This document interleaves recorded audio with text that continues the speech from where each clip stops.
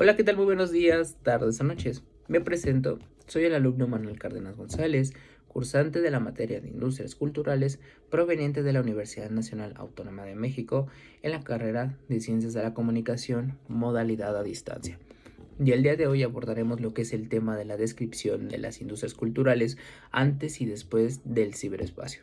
Pero, ¿qué son las industrias culturales?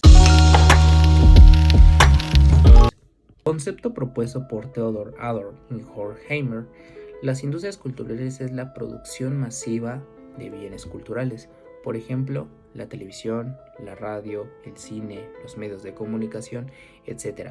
Todo esto en un formato industrial o masivo. Ahora bien, ya que entendemos lo que es el concepto de industrias culturales, podemos ver a profundidad lo que es o cómo eran las industrias culturales antes de la llegada del ciberespacio, ¿no? En este caso, pues las industrias culturales se encontraban relacionadas por viejos esquemas políticos. En este caso podemos hablar de la centralización. Un ejemplo claro que podemos eh, manifestar en este punto es la propaganda nazi. Obviamente una de las características de la propaganda nazi era la difusión de ideologías y la manipulación de la opinión pública. ¿Cuál era el objetivo de la propaganda nazi? Consolidar su poder y promover la cosmovisión nacionalista, sin permitir que ningún otro individuo pudiese interactuar o saber más allá de la información que el gobierno alemán proporcionaba en aquella época.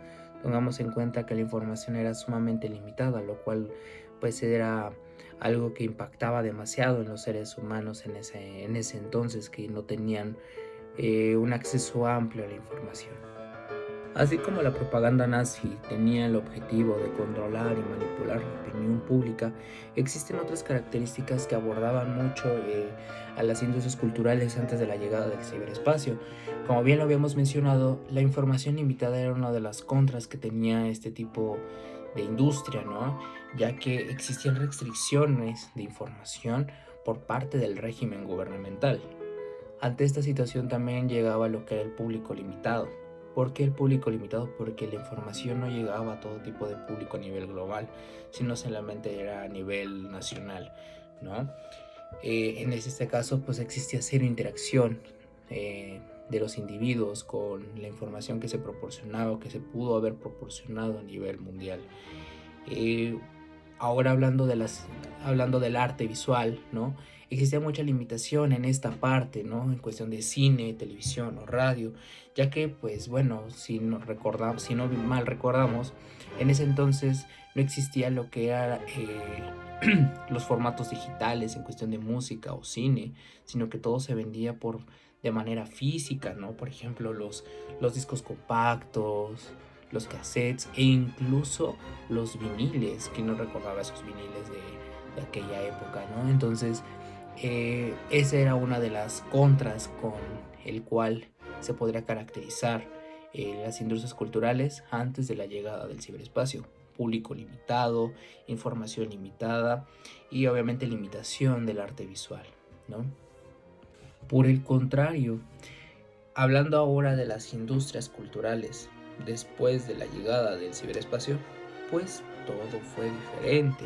La digitalización, la era de las nuevas tecnologías de la información y la comunicación tuvieron un impacto fundamental en cuestión de desarrollo y evolución en la sociedad, ¿no? En este caso, pues todo tipo de información ya se puede encontrar a nivel global, repositorios digitales, páginas web, etcétera. Hoy en día, por ejemplo, las noticias, ¿no?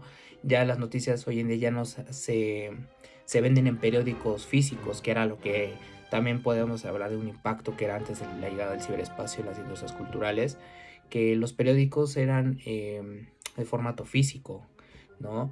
Que nada más los puedes encontrar en ciertos puestos y que era una cuestión un poco limitada de encontrar la información. No todos tenían el acceso, por ejemplo, las zonas rurales no tenían el amplio acceso a esta información. Sin embargo, hoy en día, con el desarrollo de las nuevas tecnologías, todo un público tiene acceso a la información, ¿no? En este caso, pues este tipo de contenido se puede encontrar en cualquier lugar y en cualquier momento. Por otra parte, hablemos ahora acerca del desarrollo de las tecnologías de la información, por ejemplo, las plataformas de streaming, ¿no?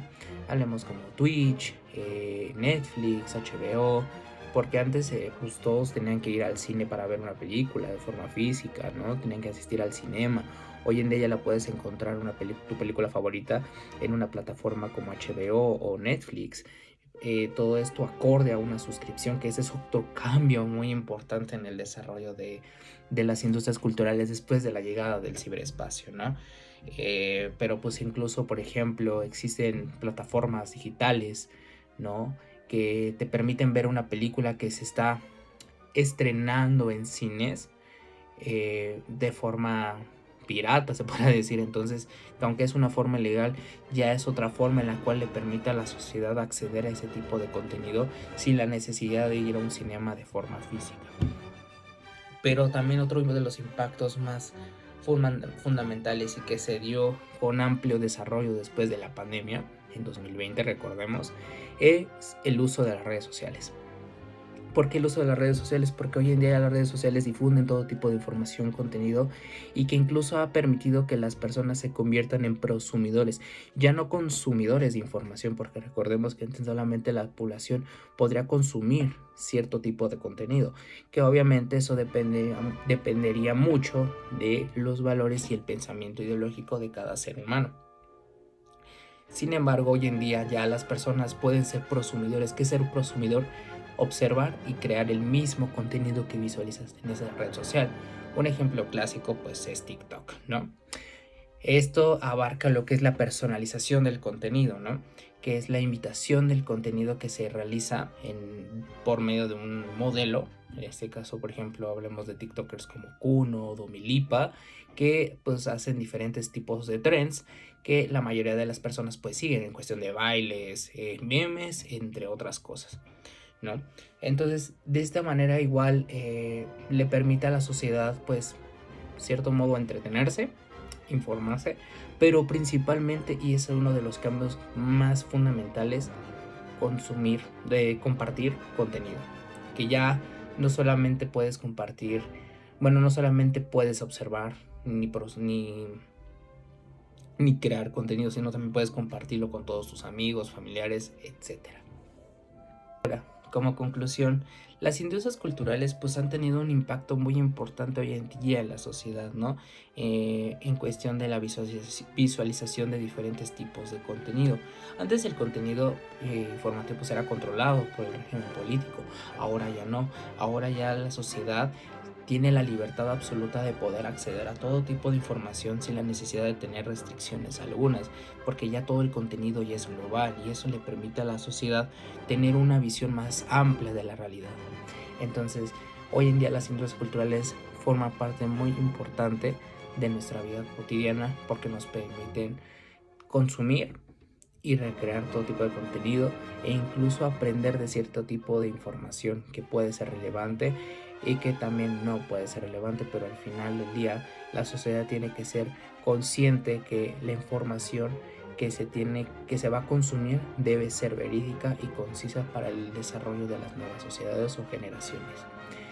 Por mi parte esto ha sido todo, espero que haya sido de su agrado y nos vemos en el siguiente tema. Hasta luego.